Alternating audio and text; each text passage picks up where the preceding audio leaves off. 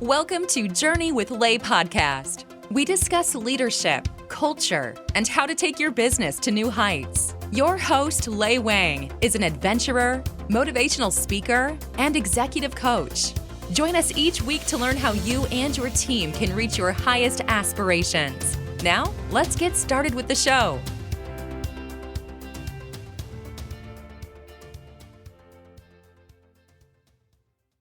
Hey everyone, Lei Wang here, host of this show. This episode is brought to you by Journey with Lei, where I help business leaders create a culture of excitement, build highly engaged teams, and consistently perform at their peak. Start tapping into your powers of excitement and take your career and your business to new heights today. Go to journeywithlei.com or email hello@journeywithlei.com. Today, we're going to talk about a subject that many leaders are facing today: how to create a highly engaged remote team that delivers amazing results. And I have Gordon Tredgold with me here. Gordon is a former corporate warrior, a highly sought-after keynote speaker on leadership, employee engagement, and operational excellence. He has been recognized by global gurus as one of the top 10 leadership experts and speakers. Gordon's work has been featured in Forbes, Business Insider, Inc., Entrepreneur, and Fortune. He has written 4 books, and his last book, Fast, was a finalist in the Chartered Management Institute Management Book of the Year. Hi, Gordon. Thank you so much for joining us today. My pleasure. Why don't you start by just introduce yourself, like what's your career journey like, how you got to today's? So my career journey, I graduated in mathematics, so I loved really good at pattern recognition, and I started in IT back in the mid-80s, which was really at the start of the IT boom. Started as a programmer and then moved into project, design, project management, and then leading programs. And for me, a lot of the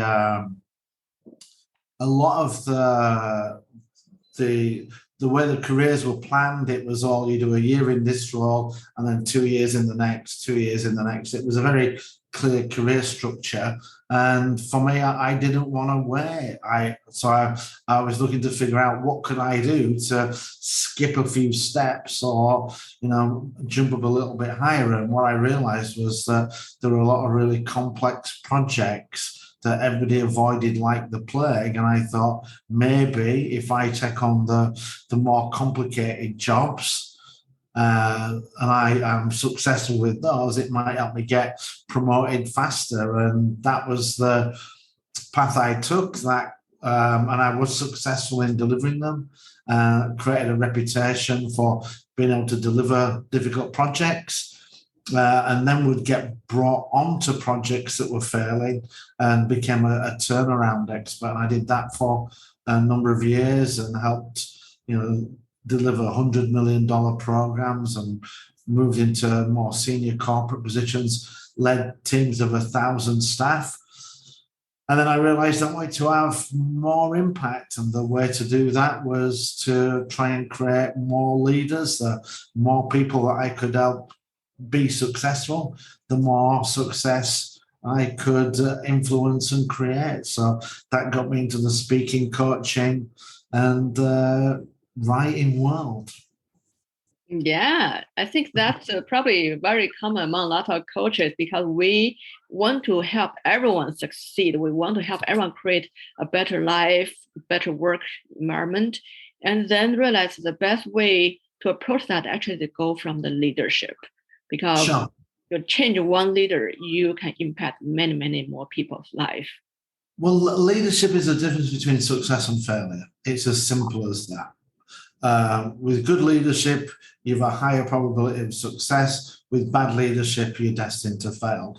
So good leadership is the key, and having been a good leader and worked to study and understand good leadership, that now positions me to help train other people be good leaders and become better leaders. So it's kind of win-win. I love doing it, and I love helping people be more successful.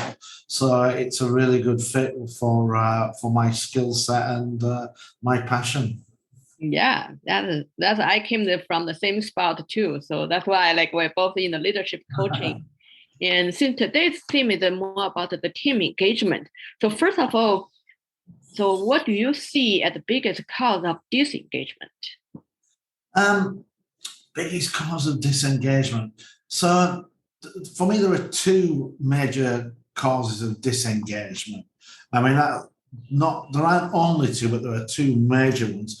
The first one is probably going to surprise a lot of people, because if you look at the Gallup survey, Gallup says that employee engagement is at around, certainly in the US, it's between around 32 to 35%. And it's been that way for the last 10, 15 years. We haven't really seen a huge improvement of that. And a lot of companies focus on fixing that. But Gallup also did another survey about management engagement. And do you know what management engagement level is? Yeah, educate us. 30%.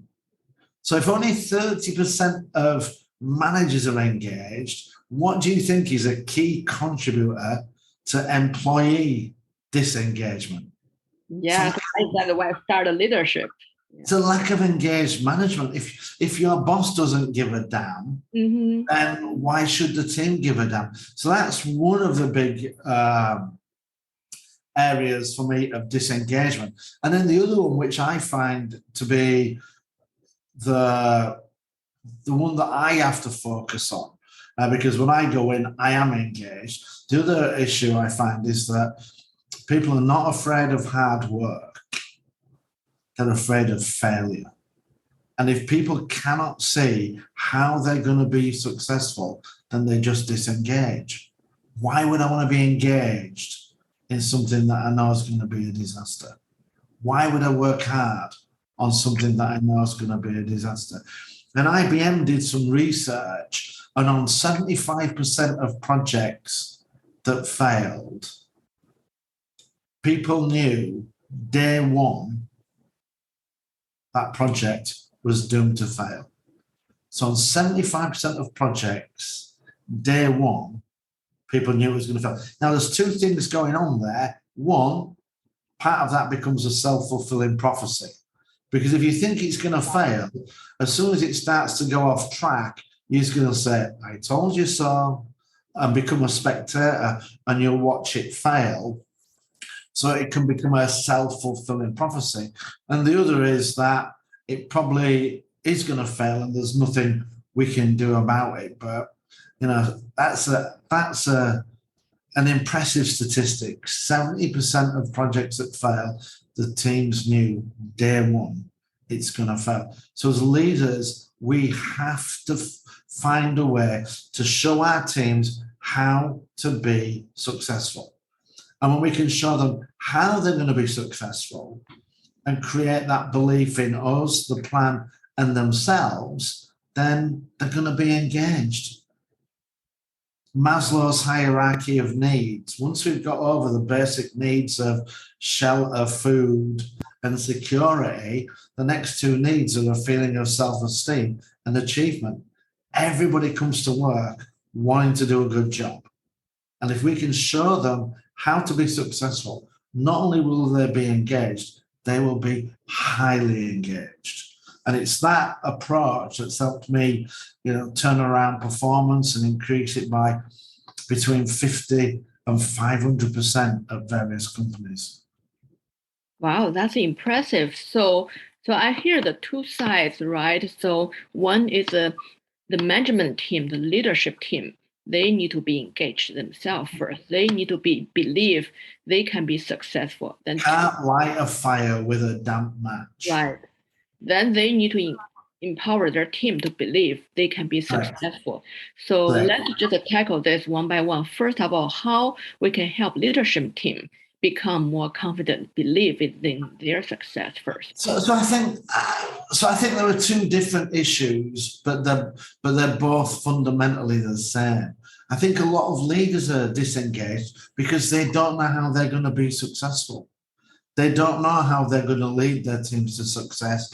And if they can't show the team how to be successful, then they're going to lack belief in both their ability and the team's ability. So that creates the disengagement. So for both of them, it's about, for one group, it's about teaching them how to show other people how they'll be successful. And then for the employees, it's about showing them how they're going to be successful. That's great. So in practice, especially right now in the remote working environment, what do you see as some effective practice leaders are using?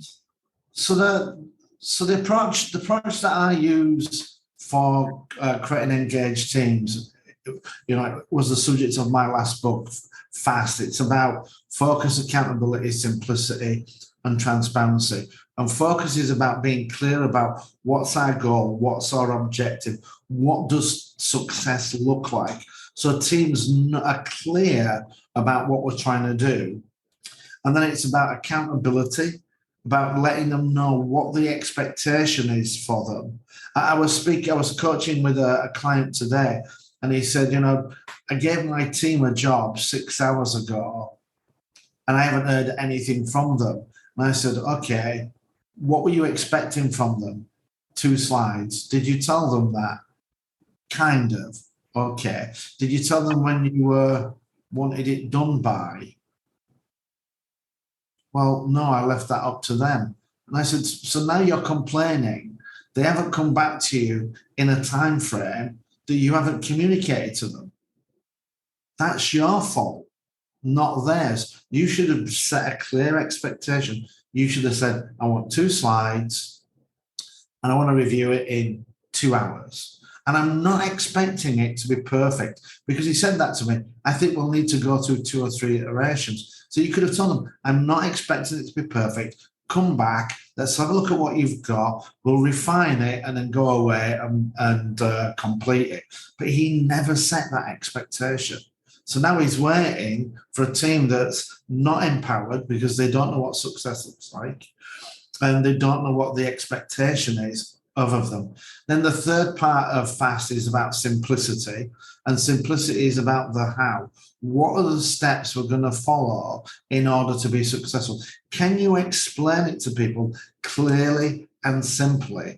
And I always tell the story of when I did my first marathon, and I told my 2 best friends, I'm going to run a marathon. And they said, you can't do that. You're too fat, you're too old, you're too unfit. And what they were really saying was, we can't do it, and we're younger and fitter than you, so you definitely can't do it. And I said to them, but I've got a plan. I'm going to run 15 minutes a day for 1 week, and then the next week I'm going to run for 20 minutes a day, and then the third week I'm going to run for 25 minutes a day. And they said, so you're just going to run 5 minutes more every week? I said, yeah. And if we do that over 26 weeks, we'll get to a point where we're running for 4 hours, and we'll be able to do a marathon. And they said to me, we'll do it with you, because they could see how incrementally we were going to increase what we were doing, so to put ourselves into a position. Now, we hadn't made the marathon running any easier. It was still 26 miles. But what we'd shown them was, you can do what we need to do today. And if you do that, you'll be able to do what we need to do next week, and so on and so on and so on. And we have to do this with our teams. Even if it's difficult and complex work, we have to be able to explain it to them so they can see how we're going to be successful. Because if you can't see that, what are you engaging with? And then the last part of FAST, it's about transparency. Do you know what's involved? And do you have a feedback loop so that at every step of the way, we know whether we are on track or not? Because if we're not on track, if we are on track, we can give people feedback and positive recognition and reinforce that. And if we're not on track, we can change track and we can start to apply some changes. And if you just take care of those 4 things, so focus, accountability, simplicity, and transparency, your teams in a normal project environment will be engaged because they have the tools, they know what, and they know how. And our own internal personal desire and needs is to have a feeling of a sense of achievement and recognition. So, of course, if the opportunity to succeed is there, we're going to go and take it. Now, that was how I worked on multiple projects. But once we got into the pandemic and I was having to work with external teams, I needed to add 2 more components to FAST. And these were engagement and recognition. So it was actually enhanced engagement and recognition, which gives us faster. And what we had to do there is, do you know what one of the key management leadership techniques is? Well, I know you're going to do that. Yeah. Managing by walking around. Mm-hmm. How do you do that when we are now in a remote world where you cannot walk around because there is nobody within walking distance? Right. A lot of the teams I worked with were either in a different country or a different continent. But what we have to do is we have to create that same level of connection, because when we do the managing by walking around, it allows us to see what's happening, pick up some feedback in an informal way that doesn't put pressure on people to give us the reality of the situation. Plus, it gives people an opportunity to reach out to us and say, hey, there's something I want to tell you, but I didn't want to put it in an email or arrange a meeting. The way they might just bump into you at the water cooler or come and sit with you over lunch. And we have to create that in the remote world. So for me, how I did that, because I was fortunate to run a project for a year prior to COVID, where it was 100% remote. Every single meeting, I took 15 minutes more for the meeting time than we needed. And the first 5 to 10 minutes of the meeting was always social. The teams would arrive, we would talk about things, and I would create that, give them an opportunity to ask me anything they wanted or talk to me about anything. And at the end of the meeting, I would always stay 5 to 10 minutes longer in case anybody wanted to hang around, because they might have another question that they wanted, or they might want to share something. And I also did a lot more one-to-one meetings to give people that opportunity and to check up on them. So we've got to engage significantly more. I'm a very engaging leader. I spend a lot of time reaching out to my teams, being in contact with them. And what I found was that in a remote world, even I wasn't doing enough, and I had to up it by a significant amount. I had to do almost double what I thought I needed to do to create that level of engagement within the teams. And then the second part is recognition. You have to increase the level of recognition. So every time I was doing these one-to-ones, I was always giving positive feedback. Good job, well done. Or it might be I appreciate the effort that you're putting in. Because when we're at home on our own all the times, we miss those external stimulants. So we have to provide them in order to get the team, once we've got them engaged, we keep them engaged through recognition. So focus, accountability, simplicity, transparency, and then we add on to that, doubling the amount of engagement, reaching out, being more social with our teams, and then the level of recognition that we're giving to them. And to me, it can just be following up and say, hey, how's it going? Do you need any help? Oh, no, great, good. Glad you've got this under control. Let them know that you see them. Let them know you appreciate them. Yeah, that's great. And it's so simple. And I think so simple. Yeah, and it's so important that especially during the remote working, we need to double down on reaching out to employees to engage. We need to make a double effort. That's an important point. Absolutely, and this is why I think now leadership has changed. I was on a call the other day and somebody said, do you think leadership's changed? And actually, I don't think it's changed. I think it's always been the same, but we are going to have to increase the level of engagement because people are remote. But what I think is changing is that poor leadership, which struggle to work in an office environment, absolutely will not work in a remote environment. So what's changing is that poor leaders are going to get caught out more, and they are going to have to up their game to lead in a more people-centric, in a more people-centric way than they might like to do so. So emotional intelligence, if you lack emotional intelligence, this is going to be a big, big problem area for you. Yeah. So to talk about the leadership culture. So how I know coaching is a very effective way to change the culture in the corporate because we both are coaches. So how do we introduce the coaching culture into our organization?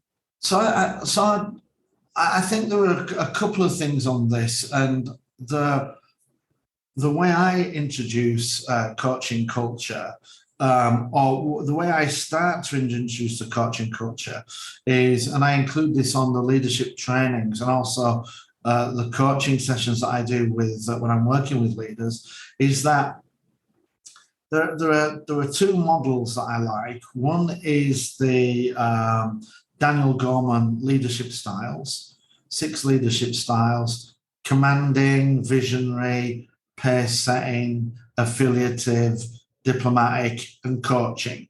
And when I teach and train on this, I ask people which do they think is the most important one, and a lot of the times they'll say, "Oh, I think it's visionary or coaching." And the answer to that question is, it depends. It depends on the situation and who you're dealing with. And as leaders, we need to be masters of all 6 styles. So as leaders, coaching has to be a part of our tool set. And I would say that in my leadership, coaching is probably around 20 to 30% of what I do every single day.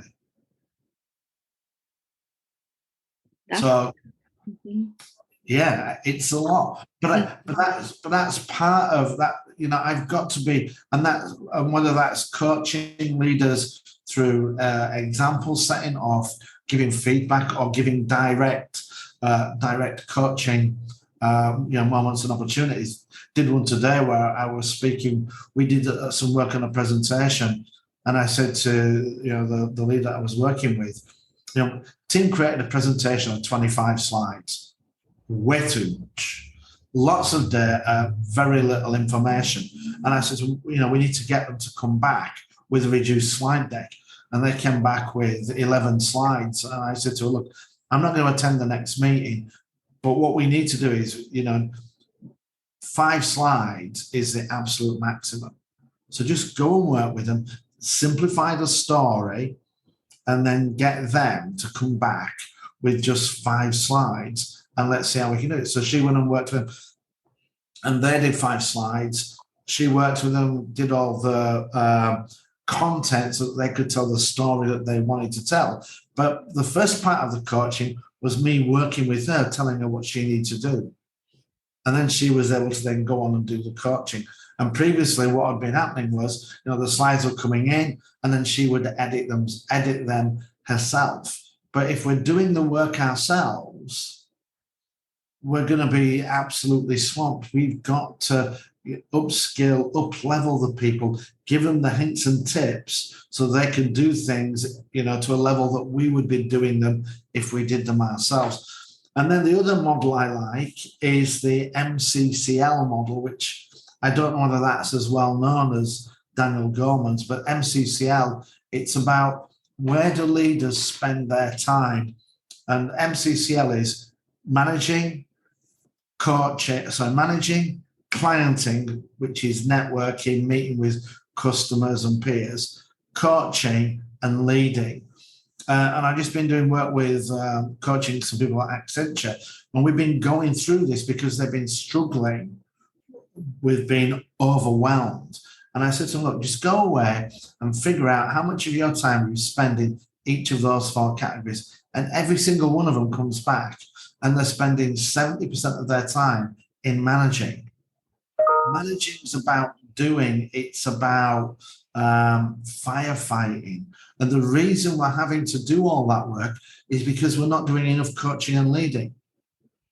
Leading is about taking care of next week, next month, next year. Managing is about taking care of the shit that happens today. So the more we can take care of next week, the less issues we're going to have today. And what we have to do is we have to find a way to get out of the managing. And sometimes that means us delegating things that are of lower importance, bringing in some additional resource to help us, or coaching people so they can take some of this work off of us. And once we do that, we want to be getting down the more time we can spend coaching and leading, the less time we're going to end up managing. And we manage too much because we don't lead enough. The more you lead, the less you have to manage, because people have the tools, they know what they need to do, and they can get on with it. There's always going to be something that will come up, but it should be a rarity rather than a daily occurrence. And in that model, again, what you're looking to do is you're looking to lead about 20%, coach around 20%, client around 20%, and then 40% is in the managing. So as leaders, we have to be coaching 20% of our time. And if we can do that, it will upskill the team, and it'll actually reduce some of the management and leadership burden. And that is where I start with coaching. And once people buy into that, it's a lot easier to then bring people in to teach them how to coach once they see the need for it and they've had some time trying to do it themselves. And once they're doing it, then offer to give them some skills to help improve them in that area.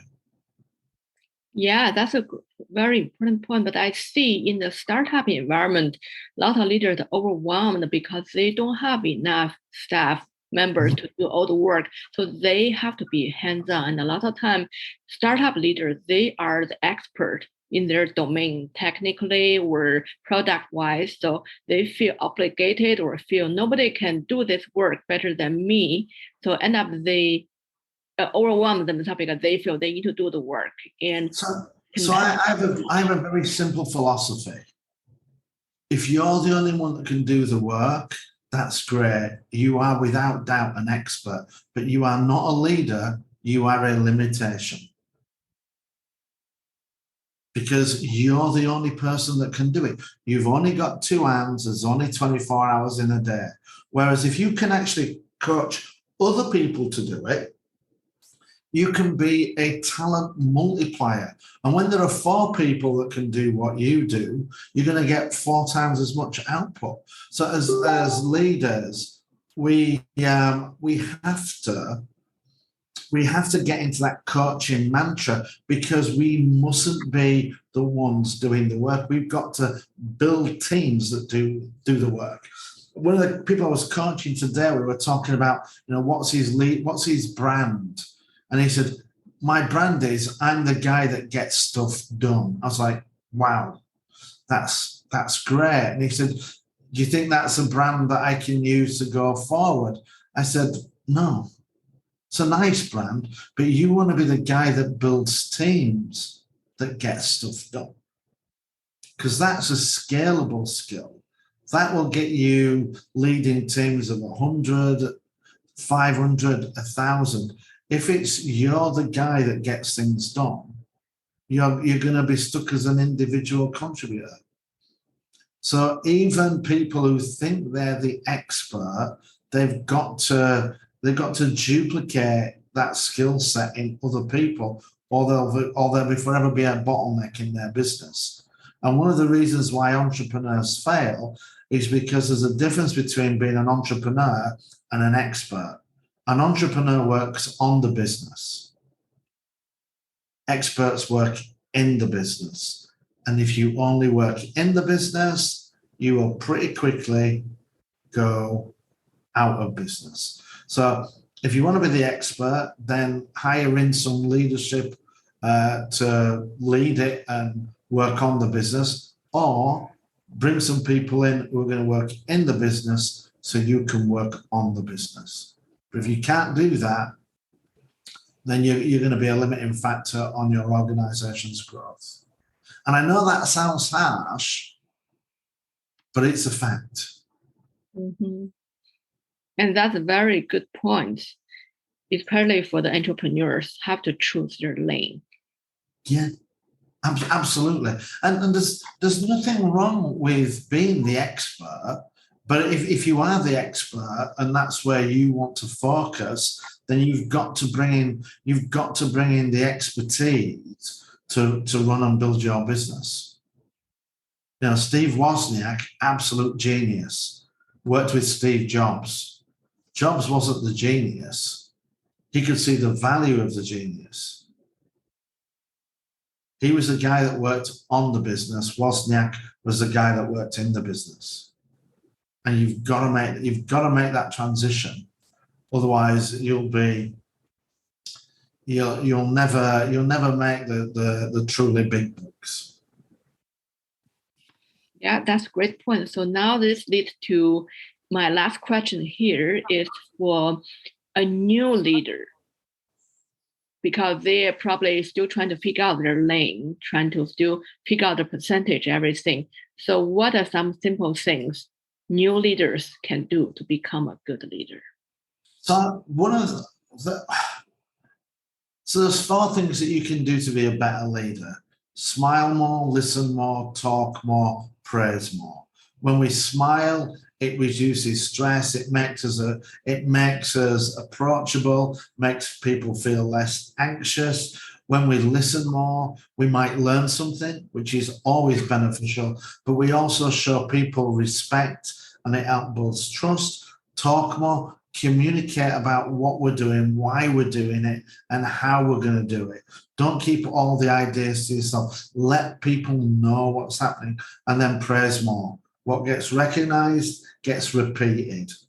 People will do anything for recognition, and you want to feed them that and get them used to it, because what they'll do is they'll go and find new things to do to impress you with to get more recognition. So those would be 4 simple things people could start with to just boost their leadership. And then the other thing I would say is it's not about you, it's about them. Leadership, it's not about being served, it's about serving our teams, putting them in a position to be successful. And the more people we can put in a position to be successful, the more success we'll have. Great, and that's so simple for people to follow. Leadership is simple. It's hard to do. It's hard to do. It is hard to put people in a position to be successful, but that's the simple thing that we have to do. There are only a few things that we need to do, but we make leadership more complicated than it has to be. Yes. And that's where people fail. Focus on a few simple things and do them to the best of your ability.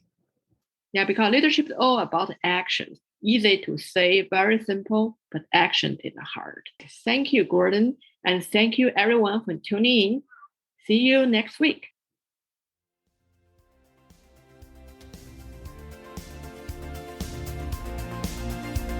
Thank you for listening to Journey with Lay. What's your most valuable takeaway from today's episode? What is one step that you are inspired to take? Start tapping into your power of excitement and become the leader you are always meant to be. If you dare to dream it, you can achieve it. Go to journeywithlay.com or email hello@journeywithlay.com. We'll see you again next week.